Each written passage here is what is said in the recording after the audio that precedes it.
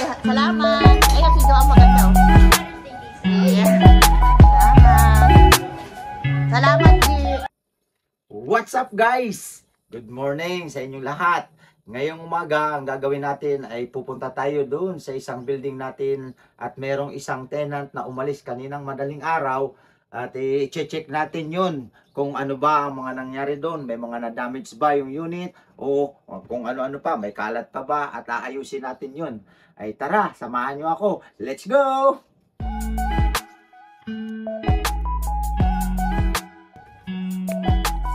Nandito na tayo sa ating apartment building. Papasok na tayo. At hello, good morning. Good morning. Good morning sa inyo. Good morning. Ayan, nakapasok na tayo dito. Ngayon, papasok na tayo sa ating apartment at doon yun sa fourth floor yung ating titignan na unit. Yan. Alam niyo itong umalis ay nagpaalam ngayon. Kaso nga lang, hindi namin na-check yung unit niya ng mas maaga kasi yung pasok niya alanganin dun sa schedule. Kaya, ang ginawa niya,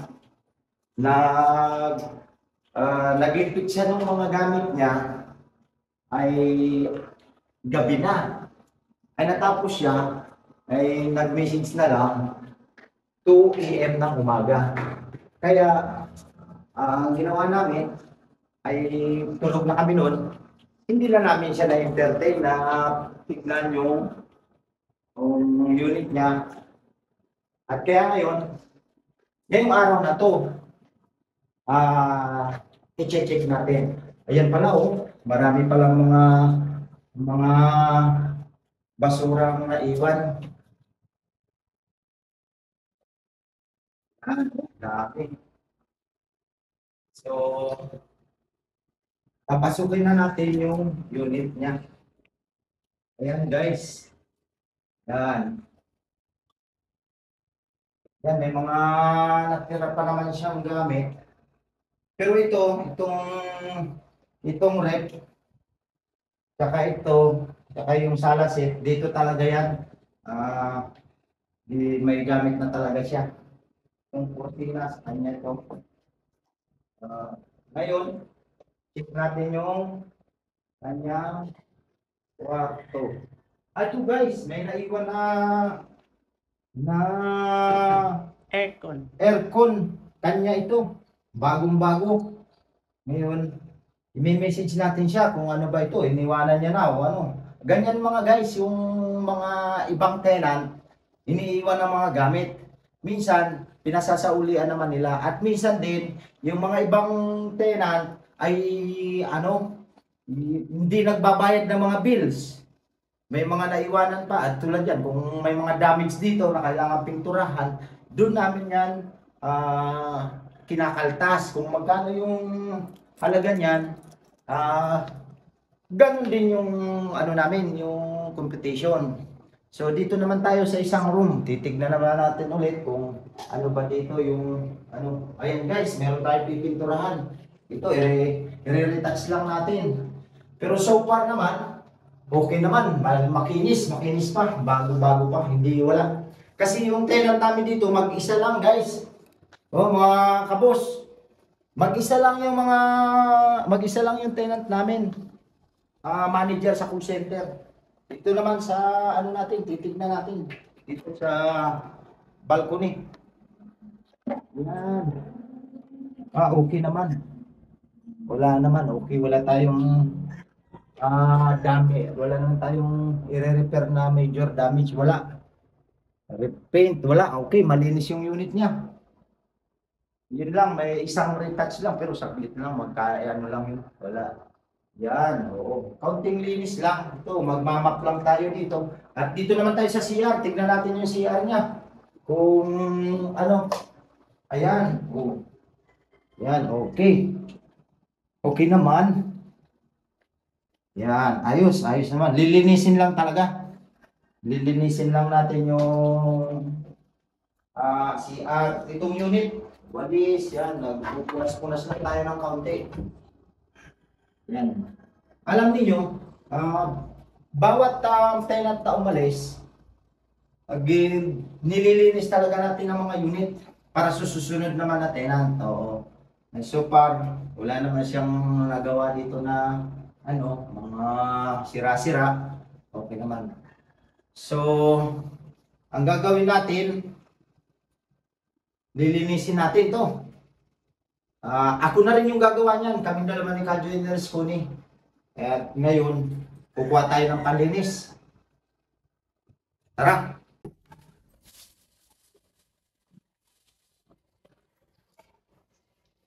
Walis muna, walis. Kuha tayong walis, tsaka dustpan.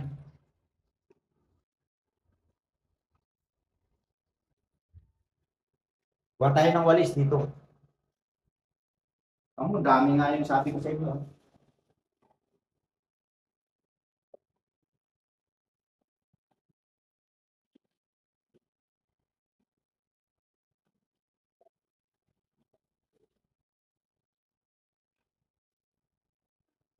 Wawalisan muna natin.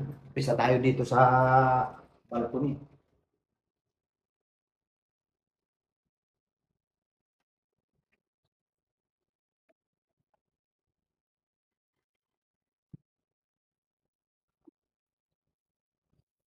Yung tenant namin dito, naka 7 months I think, yung nila, ay yung stay niya dito. Hindi ko alam, baka na nalipat ata ng trabaho kaya umalis na.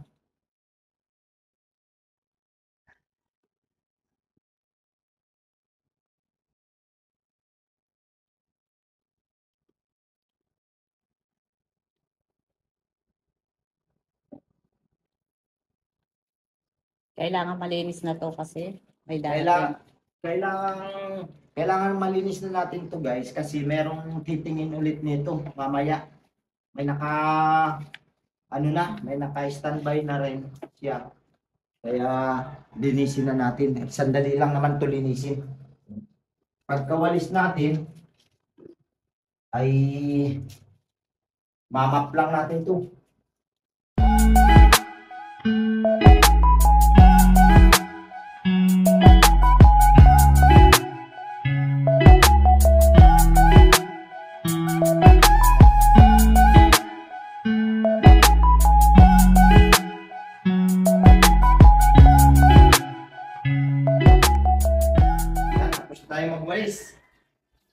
Susunod natin itong red, tatanggalin natin yung mga naiwan niya.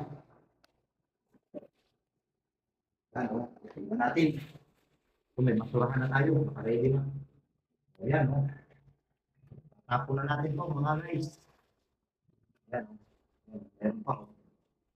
Ayan, basta yan. Mainiwan mga ganito lagi. Iniiwanan. Kaya ganito, kami na rin nalimpik. Liliktik kami ng mga lililiksin niya bago Ayan. Oh, may itlog pa. Oh, sayang itlog. Ito natin lagay. Dadali natin mamaya. Pwede ulam. Ulamin natin to. Lagyan natin kamatis, sibuyas. Sarap. Dami ng kanin nito maubos. Oh, 4 na piraso. Yari na, may ulam na tayo. Ano? Ayan. Nakalibre na. Nakalibre na. O, ito pa. Dito naman tayo sa kitchen. Kalakad. Dami lalagyan ng mga pagkain. Ito pa yun. Yan. Kita na yung mga condiments. Natin yan. Una natin yan. Pamay natin. Iniwan. Pamay. Ay, pamana na. Oo. Mine. Oh, pamay. Mine kayo. Mine. Oh. Pero ang ganda pa ako. Ito amin po, amin. Yari na yung kawali. So, bakal na lang. Meron. Ito. Pero pa tayo sa CR.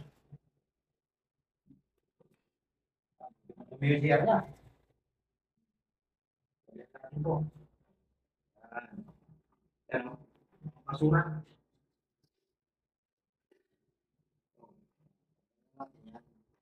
Tapos, tapos na tayo magtanggal, magpupunas na tayo. No? Pupunasan na natin to. Yan. Ilalabas muna natin dito yan.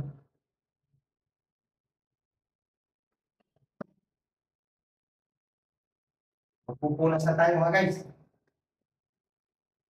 Kamayin na lang natin. Ito na lang oh. Padali lang ko na to. Lalagay natin dito. Lagyan natin na pabango. Pabango para mabango.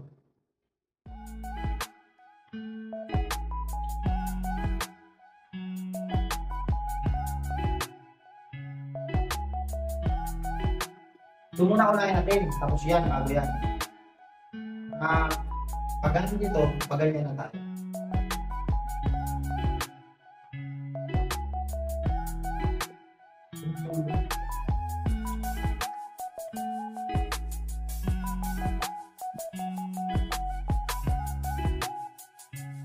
Ako pala, ay ang inahanang-ambit. Sila yung mga gumawa nito. Si Dudong, si Papi. Papi, andyan sa Batangas. Shout out sa'yo. Bilara. Dudong, shout out ha. Ay mga si Intong. Saan ka man ngayon? Shout out. Good morning.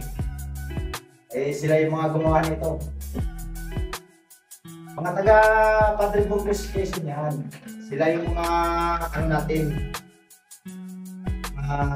naging workers dito.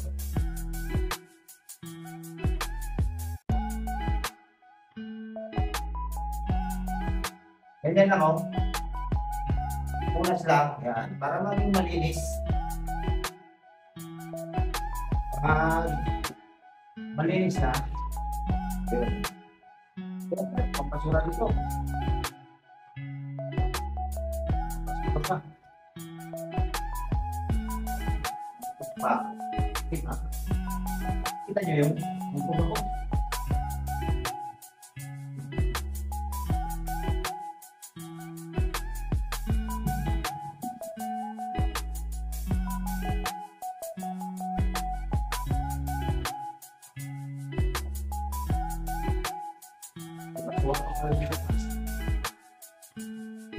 Ganyan lang natin yan. Hindi na tayo mag-repaint. Ayos na yung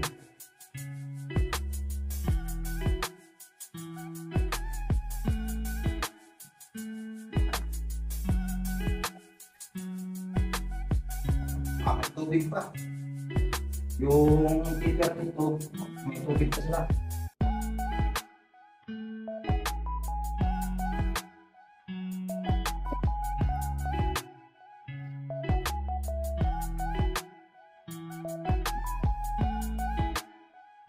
Dito lang medyo may mga mantika. Dito, yan o, may mga mantika dito. Dito yung punasan. Luluto siya siyempre.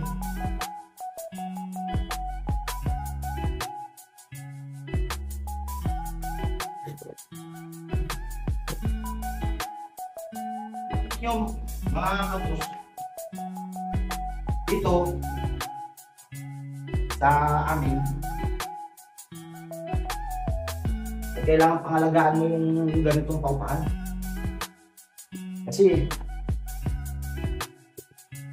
kung lagi mo lang na basta ng kwarta lang yung iisipin mo, pag may umalis, dali na kagad. Paano hindi ganun. Ito ang natin, ang buhay. Kaya, pag-iingin natin, no?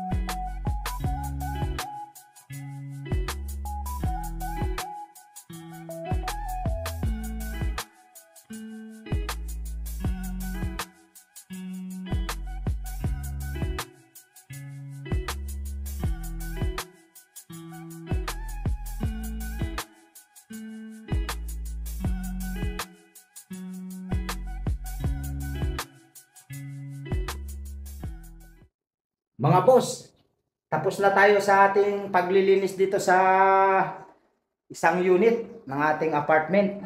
Yan, oh. Tapos na tayo. Yan. O, tingnan nyo, malinis na.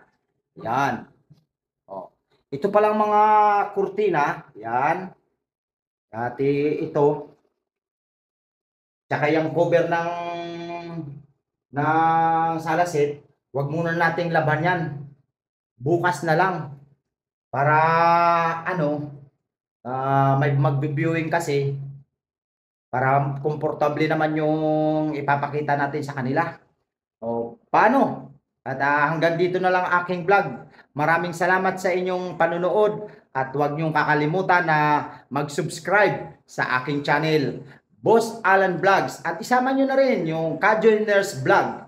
At nagpapaalala sa inyo, bawal mamatay, mabuhay!